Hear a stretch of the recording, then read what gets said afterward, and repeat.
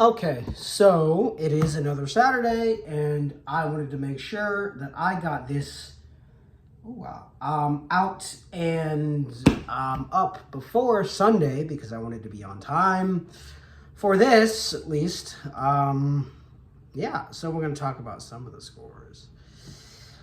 Man, they need a new website to look these up at because ESPN does not load fast enough. So we're going to start with Colorado yesterday, I think it was.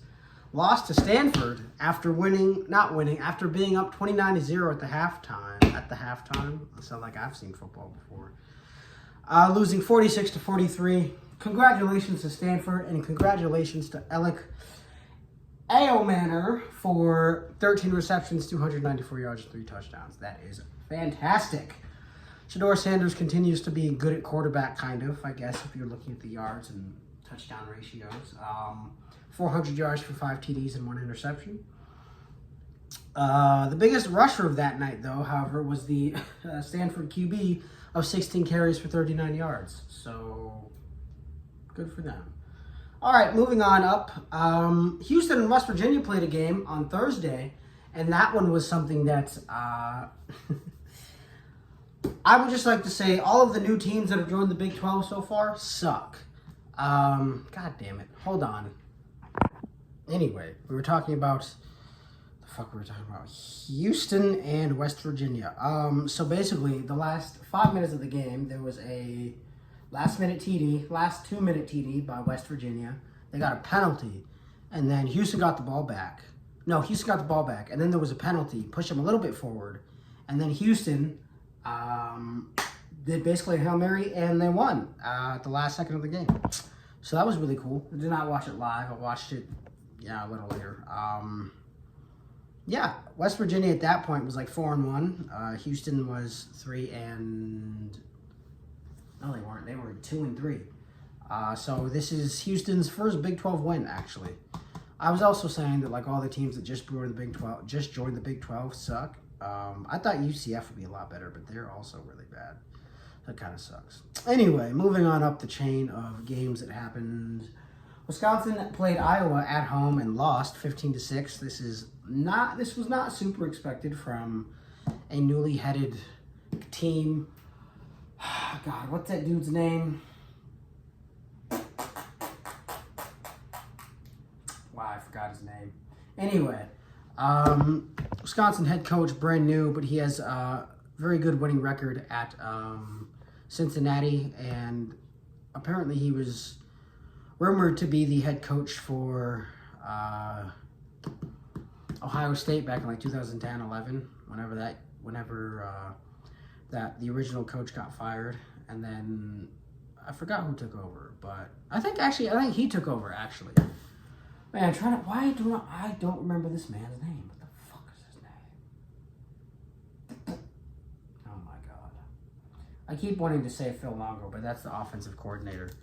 Luke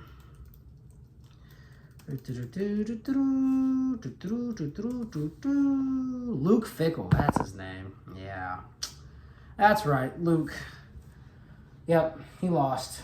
Probably not something that you'd expect from this team, but I don't know what happened to Mordecai. I guess he left or something. Yeah, he had a hand injury apparently, so he left, and so Locke took over.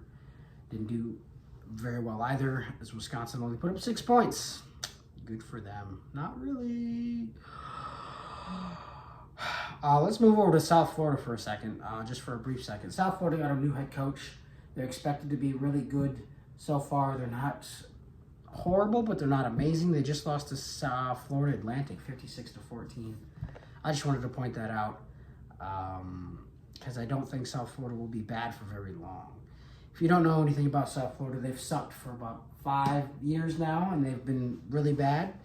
I think the last time they were ranked was 2007, at least significantly ranked. I think they were ranked number 2 or something. Anyway, TCU beat BYU 44-11. BYU is one of those new teams that joined the Big 12. Maryland lost to Illinois by 3 in a last-second field goal.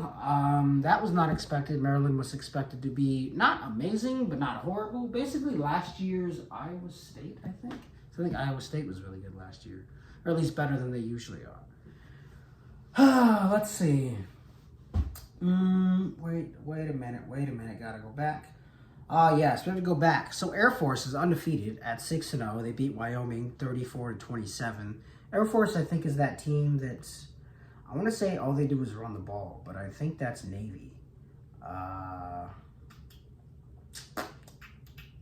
Let's actually look at the game statistics to see if I'm correct.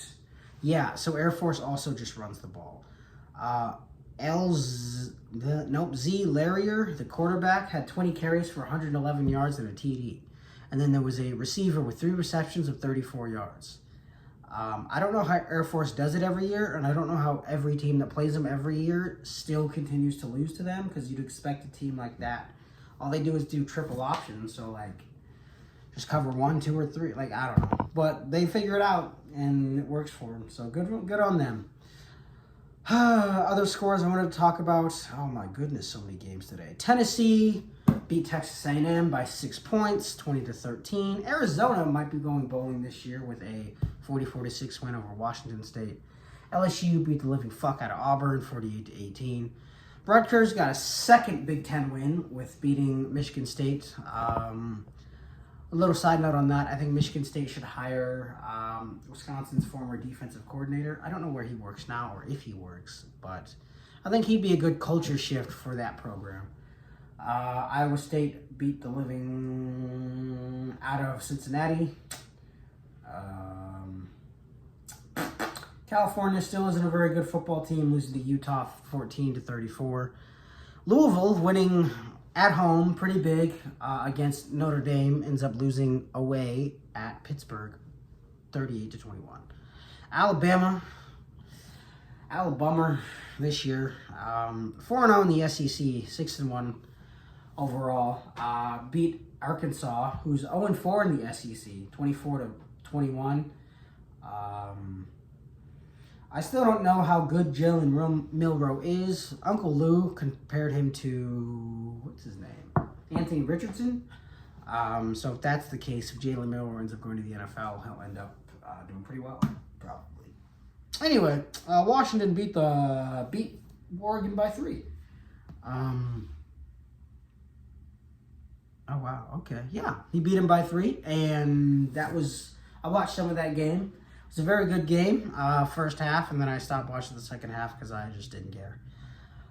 Florida State won, Ohio State won, Michigan won, Georgia won, but Brock Bowers got hurt. I'm sure he'll be fine. I think it was just like an ankle thing, but I think he'll be good. Duke is beating NC State with 14 minutes left, 24-3. UCLA is losing to Oregon State, 36-17. Missouri will probably beat Kentucky. How they're not ranked yet, I'm still unsure, but they are not ranked and they are winning at Kentucky 35-21. Kentucky is ranked though, so I don't really understand how this whole ranking system works. Miami, I wanted to win this game, but they're not going to. Playing at North Carolina, they were expected to be a lot better than they were. I know they had the blunder on... Oh, wait. Wasn't that recently, too? Was that last? I could have sworn that. Anyway. Miami... Oh, no, I covered that in the last video. That's right. I was like... I forgot. Yeah. Miami had that blunder against Georgia Tech. Coach's fault. And still have not recovered, and probably will lose this game, and then probably will win the next one if they don't play Clemson. Anyway, USC and Notre Dame. USC is losing 20-41, so USC out of the playoff picture, probably not. However, they still have to play Oregon and Washington, so I don't know. And finally, the last 2 games I wanted to cover. Penn beat Columbia 20-17. I am very curious on how sports betting works because the sports betting people said Penn would win by 3, and that's exactly what happened. They also said that the line of that game was, I should know this off the top of my head, but I don't.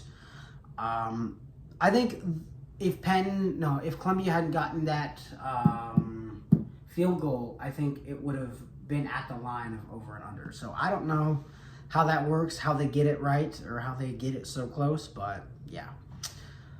Yes, so Penn won. That was a good one. And then finally, Florida beat South Carolina 41-39. And that is amazing and wonderful, as everyone thinks Florida's a terrible road team. They probably still are.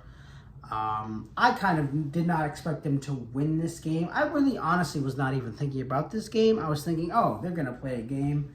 It probably won't go super well. I was not expecting this, but I'm very happy we got it. Yeah, good job on Florida. Khalil Jackson, who, if you don't know, his grandfather was the first black player to play at the University of Florida,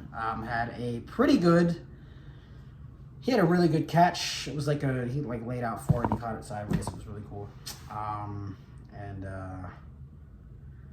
Let's see, no turnovers on Florida's part, so that's really good. And Ricky Pearsall finally had an actual football game played, and he caught a number of passes. He had 10 receptions for 166 yards and a TD. Good on him. Anyway, that's it. That's all I wanted to cover. That's all I had to cover.